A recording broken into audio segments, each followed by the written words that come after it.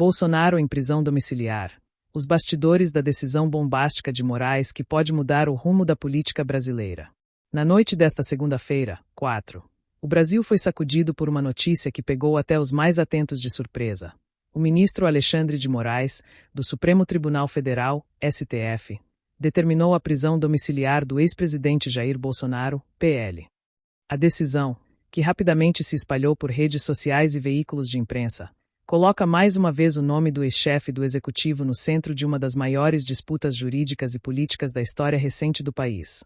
Mas afinal, o que levou Moraes a dar esse passo tão radical? E, mais importante, quais serão as consequências dessa medida para Bolsonaro, para o STF e para o futuro da política brasileira? Prepare-se. A seguir você vai entender os detalhes dessa decisão, os bastidores que pesaram contra Bolsonaro e os riscos que ele enfrenta caso continue descumprindo as ordens da justiça. O que motivou a decisão? Segundo o despacho de Moraes, Bolsonaro teria descumprido de forma reiterada as medidas cautelares que o proibiam de usar redes sociais e de se manifestar, direta ou indiretamente, sobre temas políticos.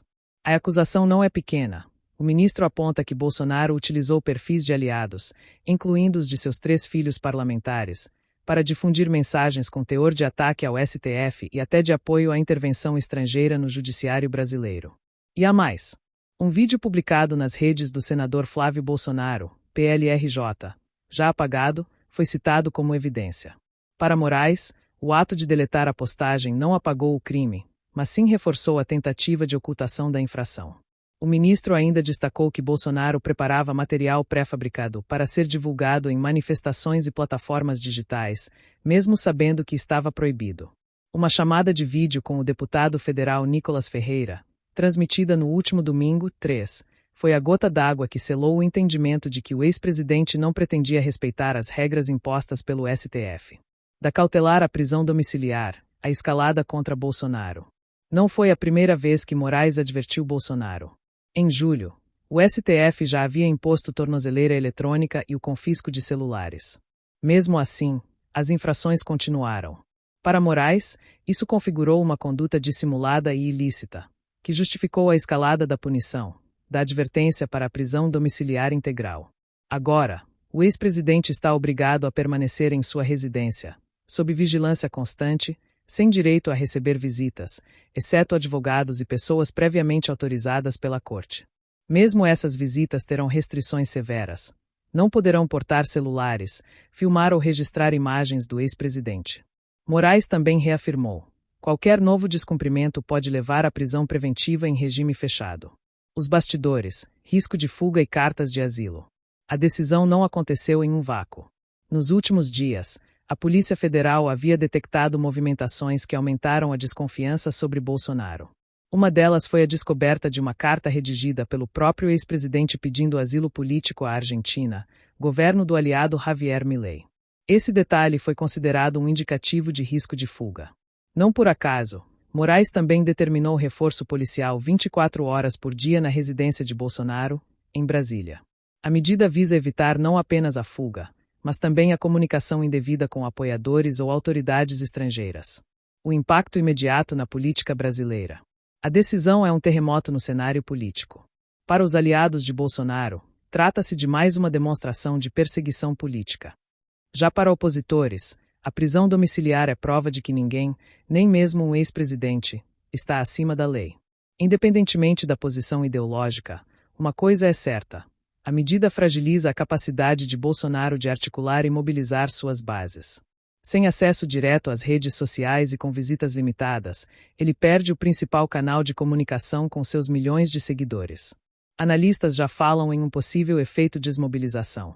Sem o líder ativo nas ruas e nas plataformas digitais, parte do bolsonarismo pode perder fôlego, enquanto outra parte pode se radicalizar ainda mais. O que Bolsonaro ainda pode, ou não, fazer? Pelas regras impostas pelo STF, Bolsonaro está proibido de sair de casa. Deve usar tornozeleira eletrônica 24 horas por dia. Não pode receber visitas sem autorização prévia. Não pode manter contato com autoridades estrangeiras. Continua impedido de publicar, direta ou indiretamente, em redes sociais. Não pode articular manifestações públicas. Ou seja, o ex-presidente está, na prática, isolado politicamente. Qualquer passo em falso poderá custar-lhe ainda mais caro: a perda do regime domiciliar e a transferência para a prisão preventiva. O que esperar daqui para frente? A prisão domiciliar de Bolsonaro abre um capítulo imprevisível na história política do Brasil. 3 cenários são possíveis. Bolsonaro se adapta às regras e, embora limitado, tenta se manter relevante nos bastidores.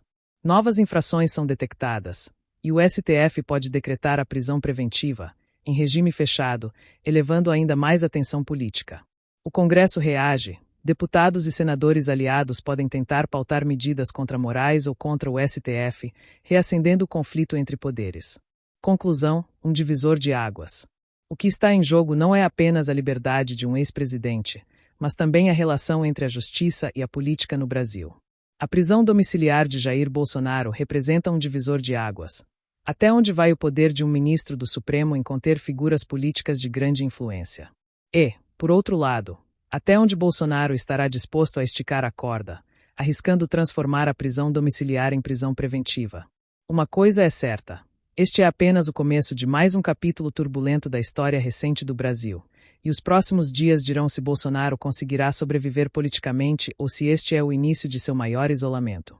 E você, acredita que Bolsonaro vai respeitar as regras do STF ou que ele vai desafiar a justiça novamente?